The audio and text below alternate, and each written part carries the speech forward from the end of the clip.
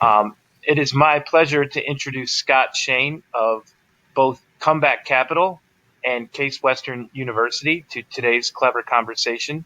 How you doing today, Scott? Great. How about you? Pretty good, pretty good. Any day 6 feet above the ground is a great day, in my opinion.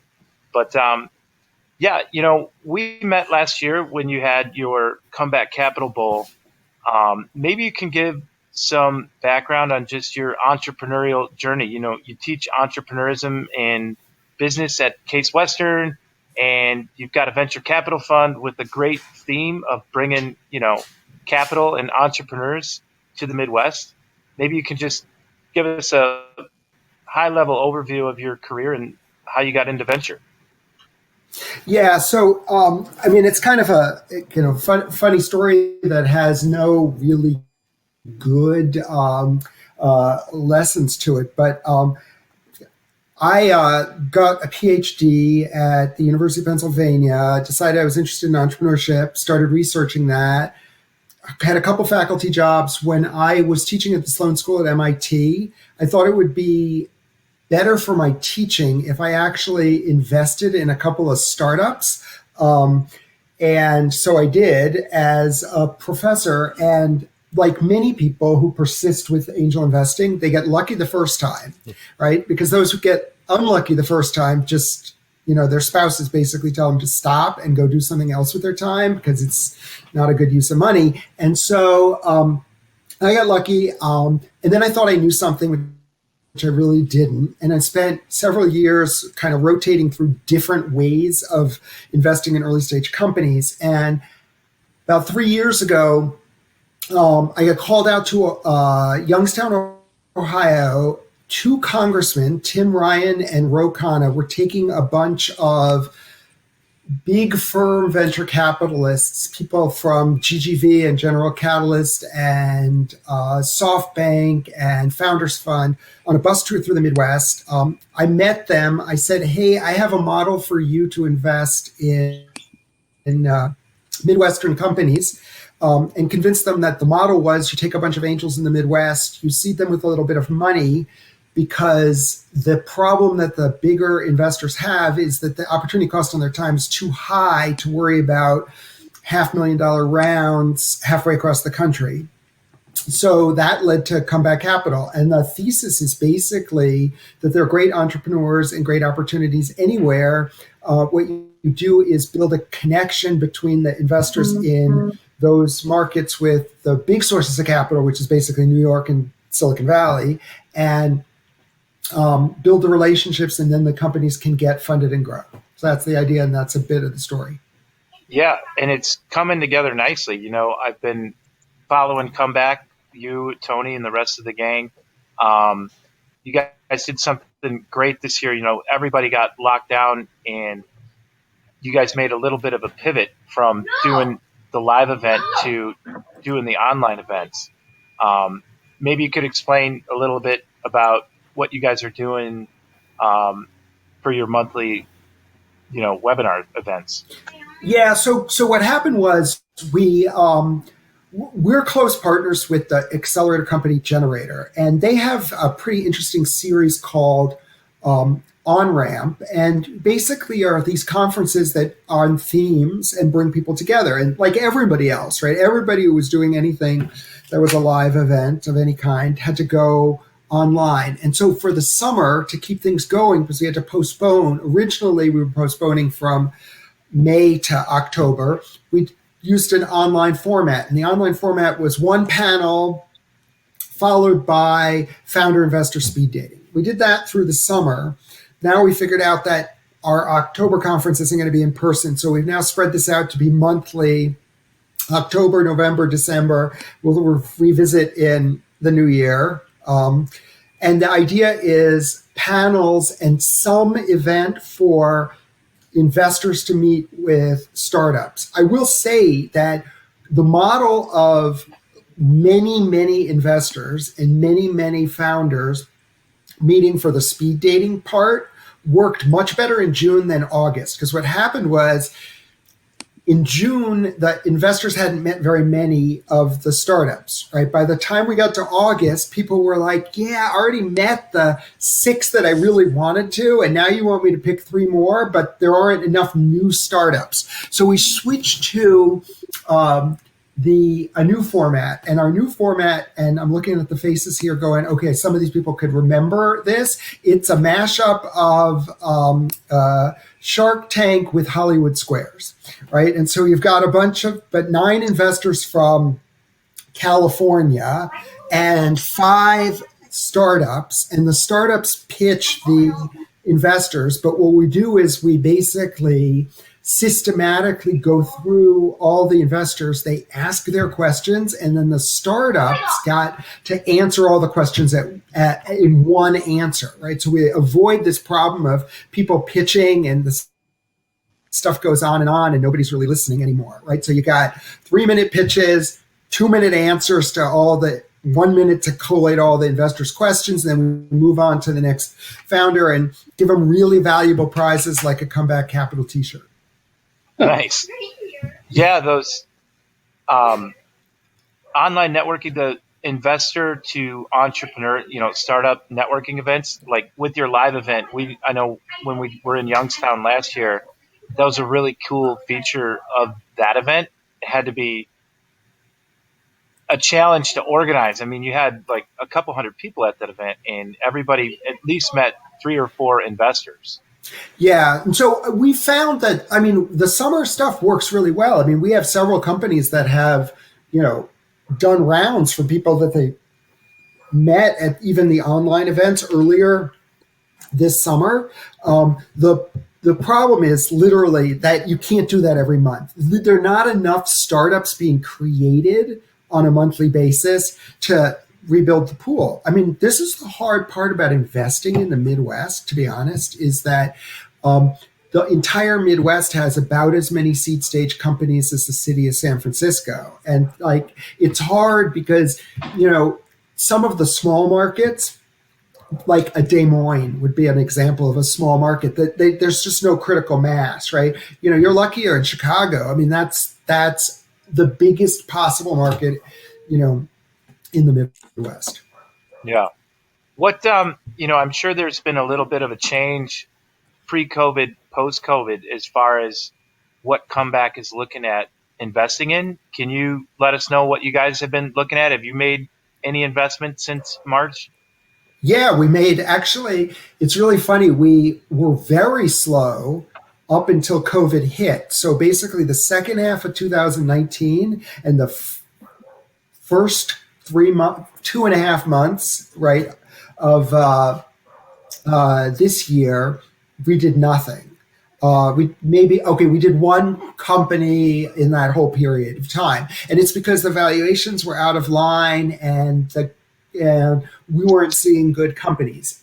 COVID hit, and between March and June 30th, we invested in 5 companies. And then as the summer, basically as soon as the financial markets righted and all of the angels realized they were no longer poor, okay, and the venture capitalists realized that the world wasn't coming to an end, which people really did think was happening in April, right? The world was ending, financial markets were collapsing. And then we haven't seen good stuff, and we haven't done anything since July because things get back to normal. We're kind of counter-cyclical because we act really fast, and we do. We're looking for really good opportunistic situations where people are have good ideas, they're good entrepreneurs, but they're struggling to raise money. And when things are bad, people respond to us, and when things are good, they go find somebody else. Gotcha. Maybe for the benefit of everybody in attendance, you could kind of cover a little bit about the thesis, like the companies that you're looking for, the size, so we can all keep our ears open. And, if we have friends or if we know companies that would be a good connection for Comeback? We'd like to help source some companies for you.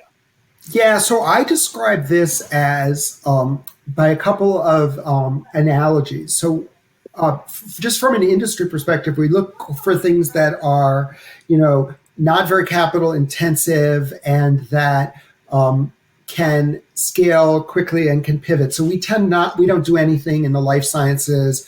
We don't like heavy capital intensive things like, you know, uh, green technologies, things like that are difficult. We like a lot of software and simple enabled devices. But I think of us as being investors like somebody's first grade teacher, right? Like you get the you get the startups at the very early stage of the journey. And our goal is to get them from a pre-seed stage, perhaps to the first priced round. So we tend to do sub-$1 million rounds where people are doing safes or convertible notes. We can usually find people, and we're pretty good at this, the investors that would lead their priced round within 9 months or so of the process. And literally, I think about it this way with the educational analogy, because when the ventures are like 4 rounds later than us, like their Series C, they don't care about us. We don't matter for getting from Series C to Series D, or some private equity people coming in and doing some sort of deal or something, getting them ready for the next stage. But we're really good at getting them to the true seed stage investors. So that's the that's the model. Very cool.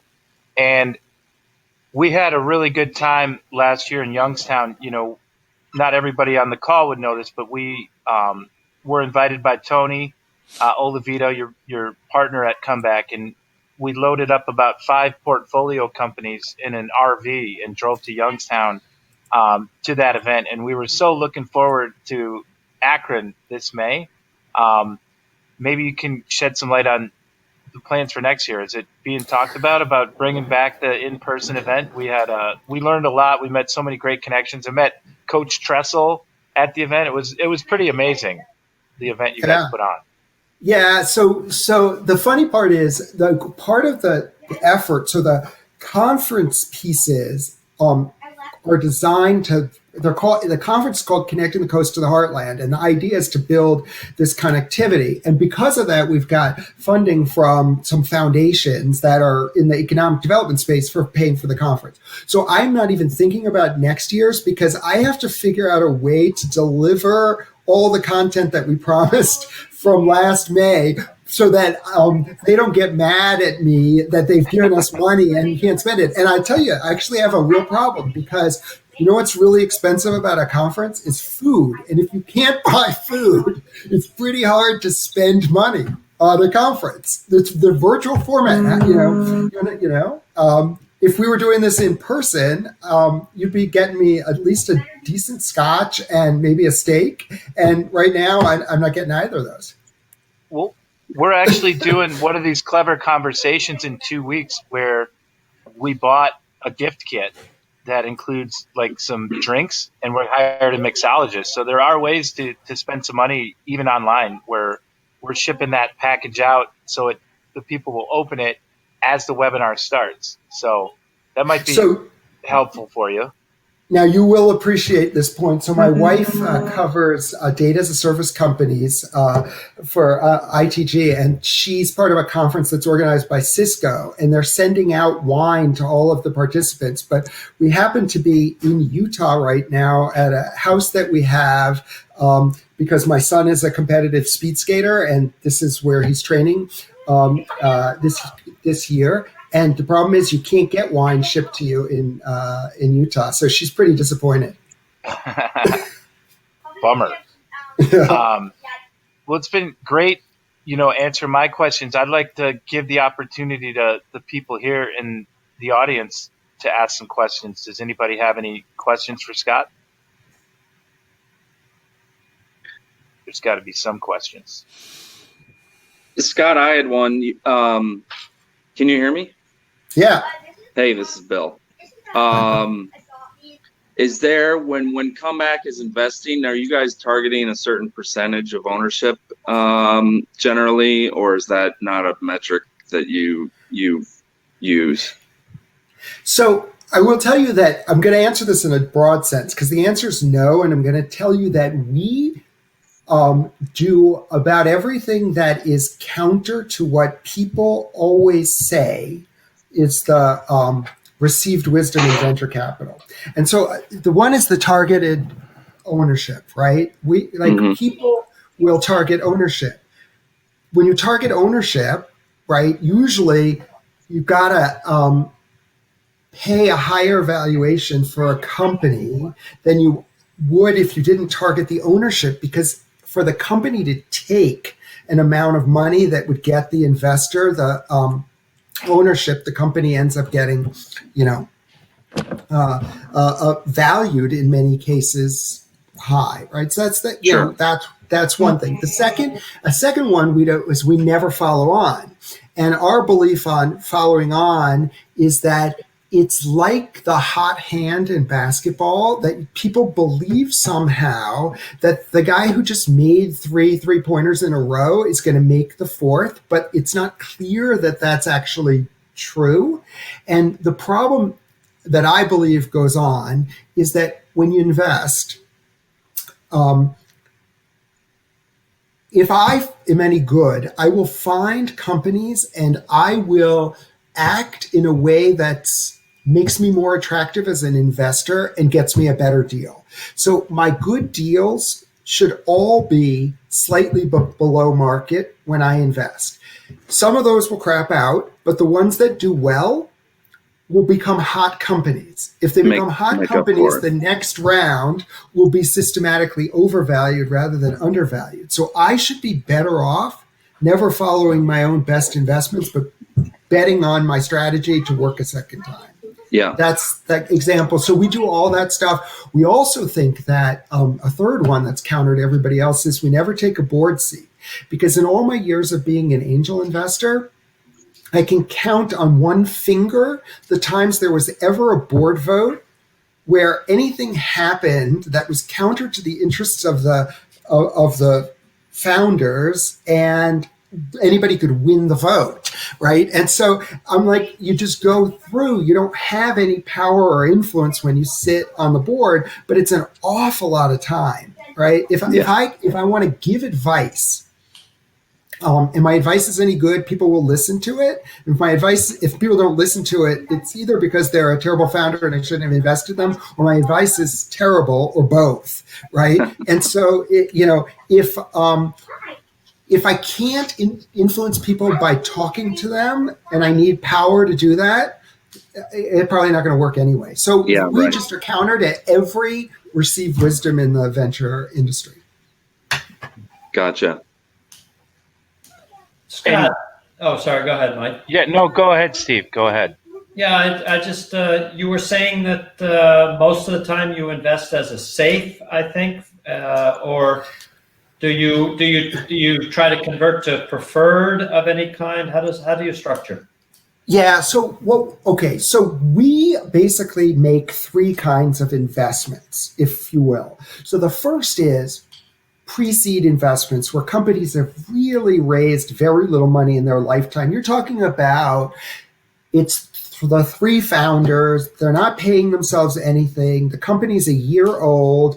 They have $8,000 a month in revenue from their 6 pilot customers. That's like a typical situation. And they're raising $400,000, $500,000, right, to start to do something, more.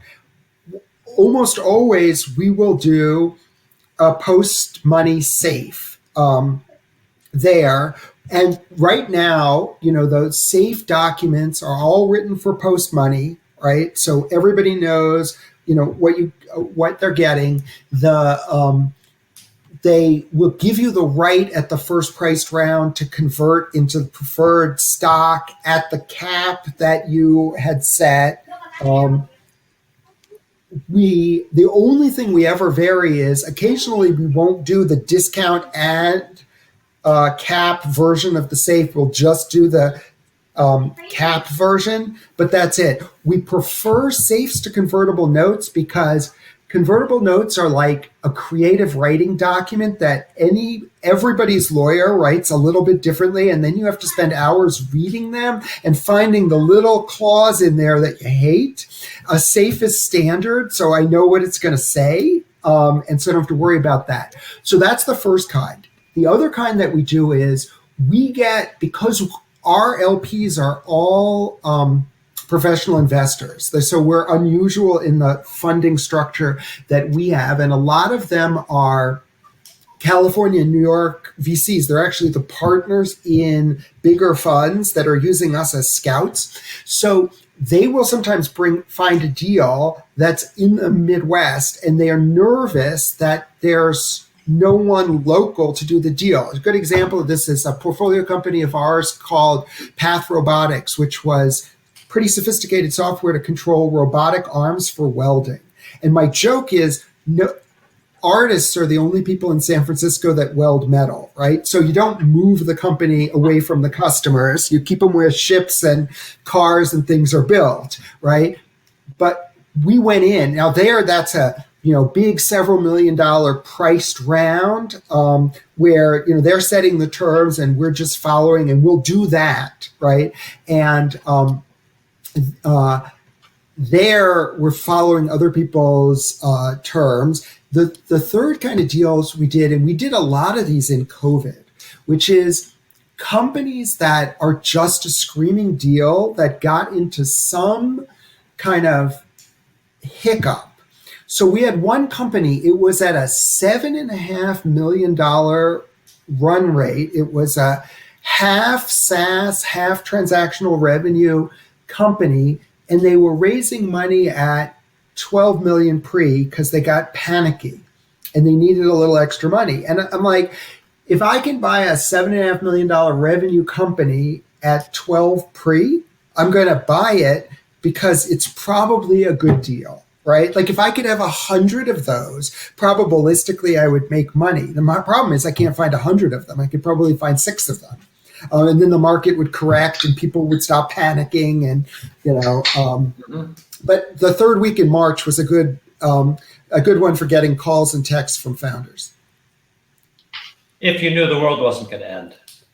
Well, I figured if the world was going to end, I didn't need the money, so I might as well invest in the companies and hope the world didn't end. That's Peter Thiel's philosophy, isn't it? You might as well be an optimist, because if you're a pessimist, well, it wasn't worth worrying about anyway.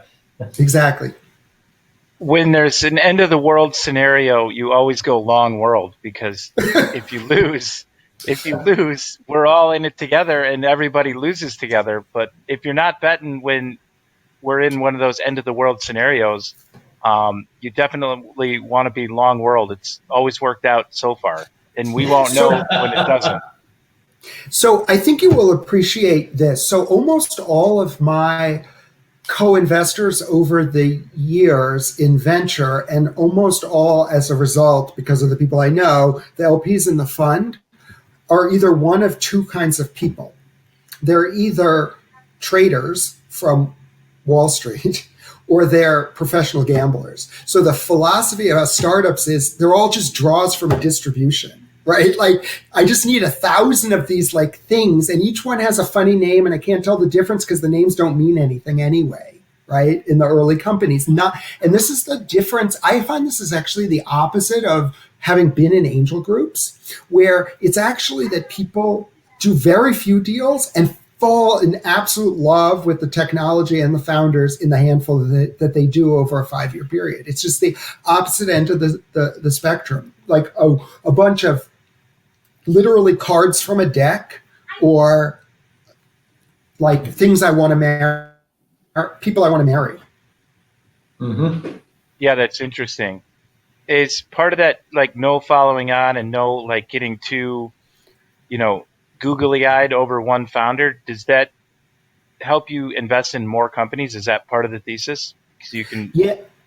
Yeah, and we also automate the front end. So, part of it, I have this advantage of being an academic, right? So I've done all of these studies on the data, I also have like access to an endless supply of student interns, right? There's like two competitive advantages. So what I could do is I can show these students and say, look, there's like 5 kinds of things that we're going to look for here. And like statistically, one of them is, revenue in the company, particularly the revenue to number of months that the company's been alive. So if you tell me that you have a company and the company was started 8 months ago and they're at $20,000 a month in revenue, I probably will ask no other question about that company and I will write them a check, because the slope of their curve is so steep that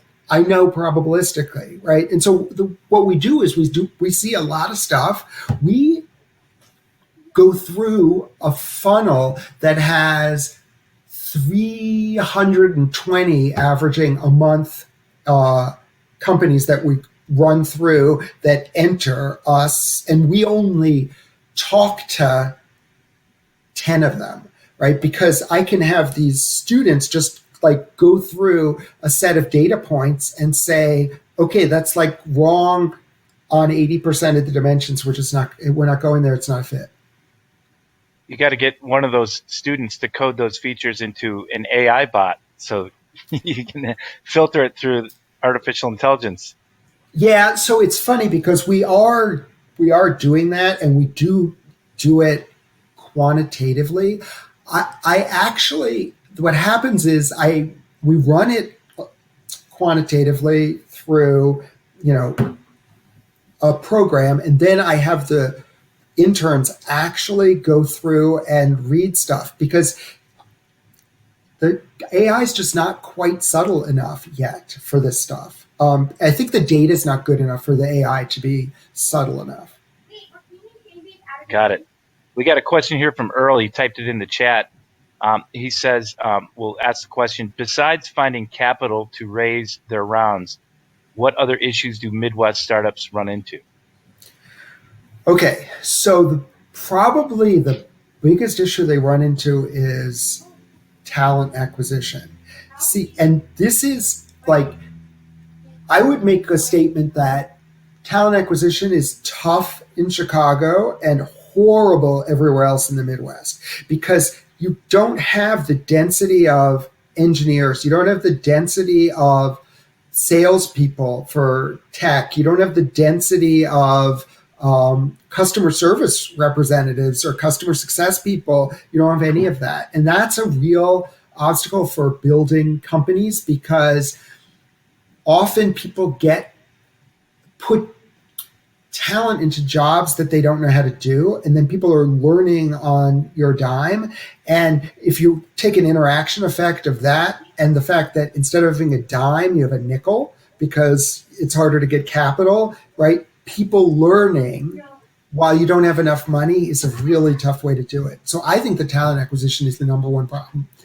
If I was a policymaker and I really wanted to help the startup ecosystems in the Midwest, I would focus a lot on the talent piece. I would find ways to attract the talent out of places. Maybe this is in the current environment as simple as we don't have as many hurricanes and as many wildfires as other parts of the country come live here. I mean, maybe ads like that running in other parts of the country might be good.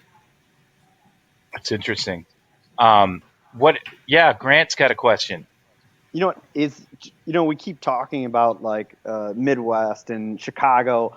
Are the lines starting to get blurred, Scott, and will this be, inevitable? Like right now we're seeing that Google is allowing everyone from work from home through 2021. We're seeing San Francisco posted their rent rates, mass exodus of cities. So their rent rates are down 20% right now.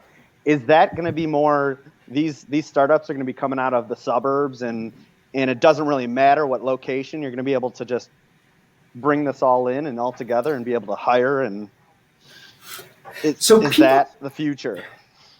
So, every time there's a trend, right, there's always this possibility that the thing that you think is this permanent trend turns out to be a blip.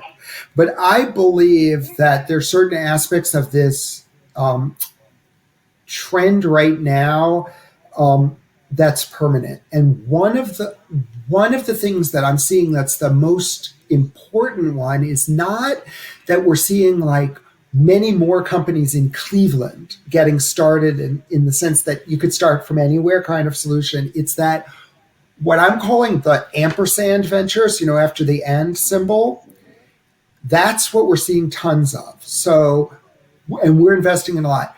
San Francisco and St. Louis, New York and Kansas City, Menlo Park and Youngstown. Like that's what we're starting to see happen. And the reason is, and that people see that there are many functions that you're better off having in the Midwest because the talent isn't so problematic in those functions. And then you can do this. Like, why not put customer success of a fintech company in Columbus, Ohio? Given the bank back offices, you actually have not a bad amount of customer success and support talent in Columbus, Ohio, right? And so you could do stuff like that. So I believe that's a big thing. And because we're at the really early stage, we saw a funny trend in this. We got a lot of companies where that There's a big room in the back. because the one founder was leaving a place like San Francisco or New York to shelter in place back where they used to grow up because their parents had a house that could accommodate their kids, and the apartment in Manhattan could not accommodate the kids when nobody was leaving, right? And so they did that, and you go back to Toledo, right? And the next thing you know, you're like, well, wait, like if I just hired the customer support people, they cost like 1/4 what they cost in New York if I'm in Toledo, Ohio. So that's, I think, a trend.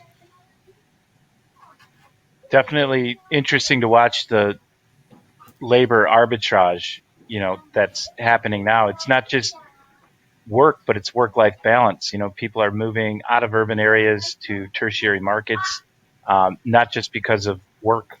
So it's going to be interesting to follow those trends. And it can be really interesting for those startup founders that can find a niche and how to attract talent.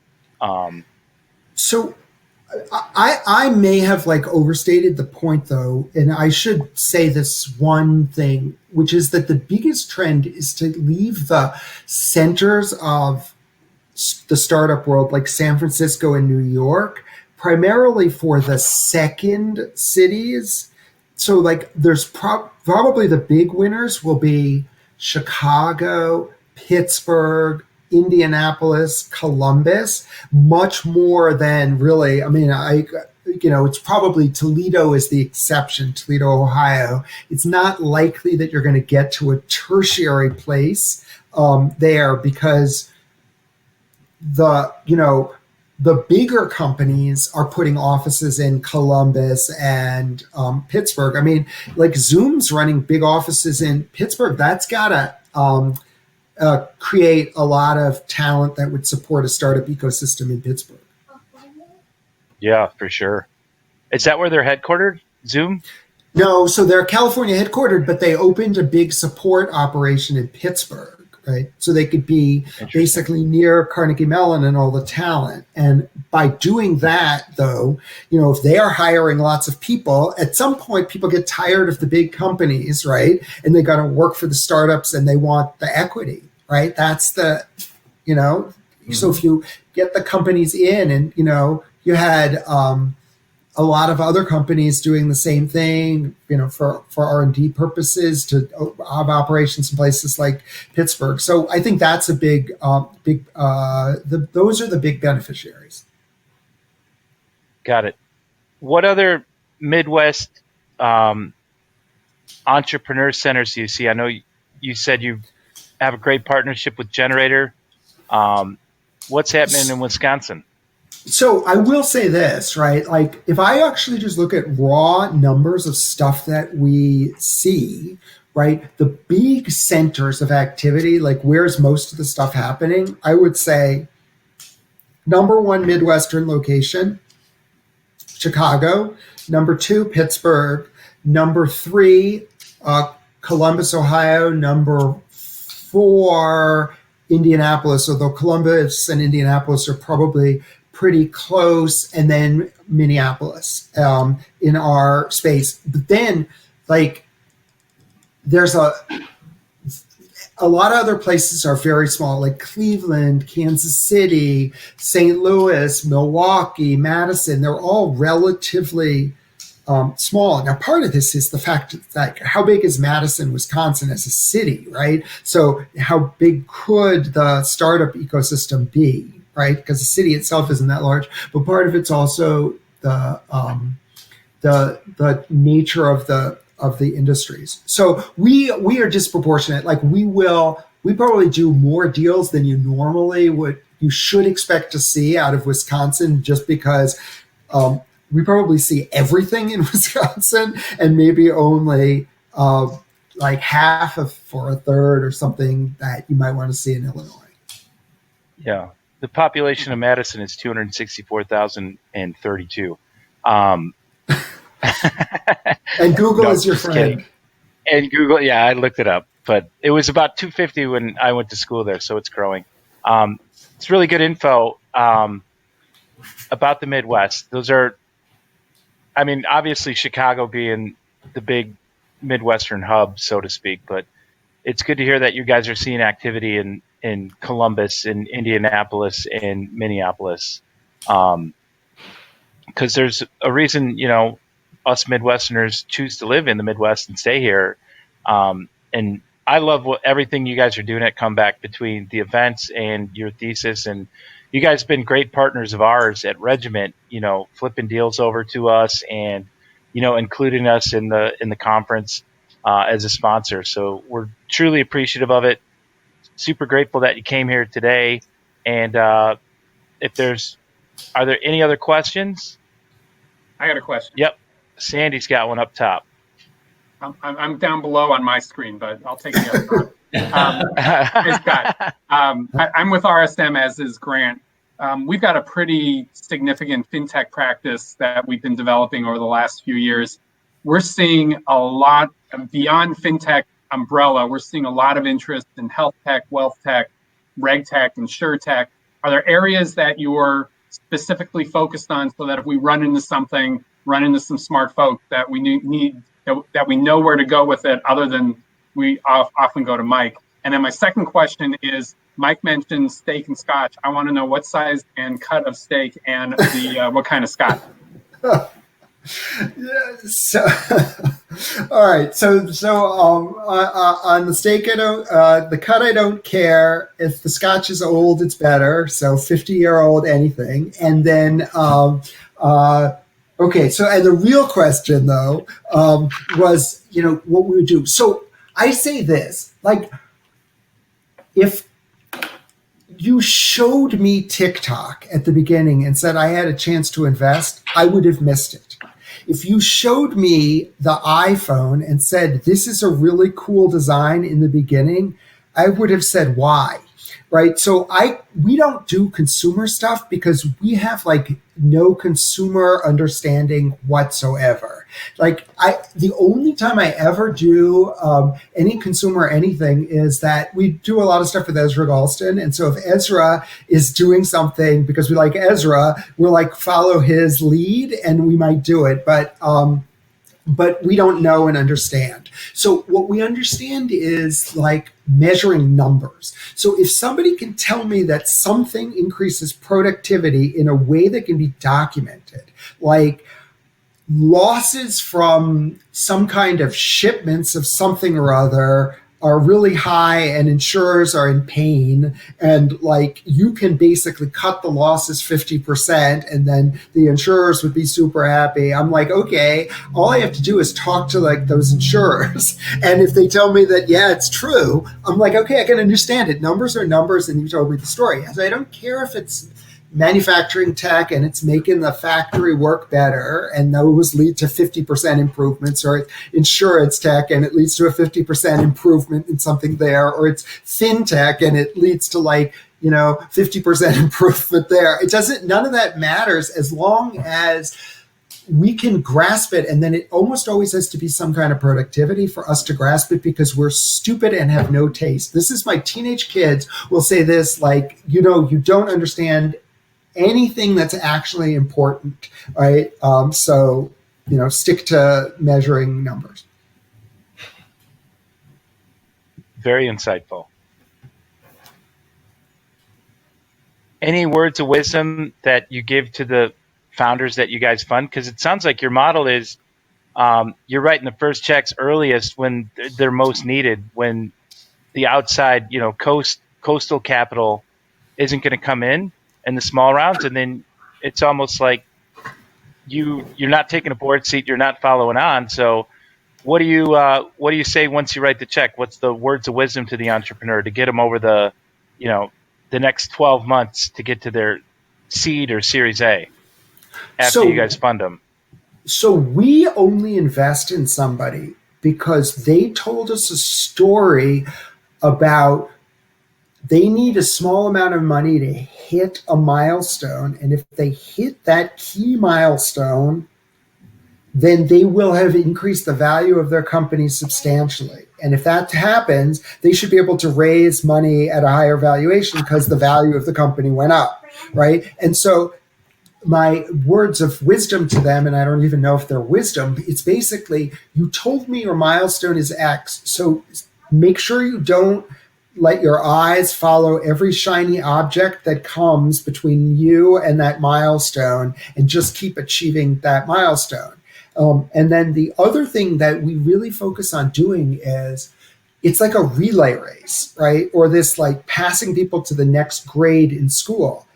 I don't build a relationship with people who do like Series D, Series C rounds. I don't even know who those VCs are, right? Like I might have read about them in the Wall Street Journal, but that's about it.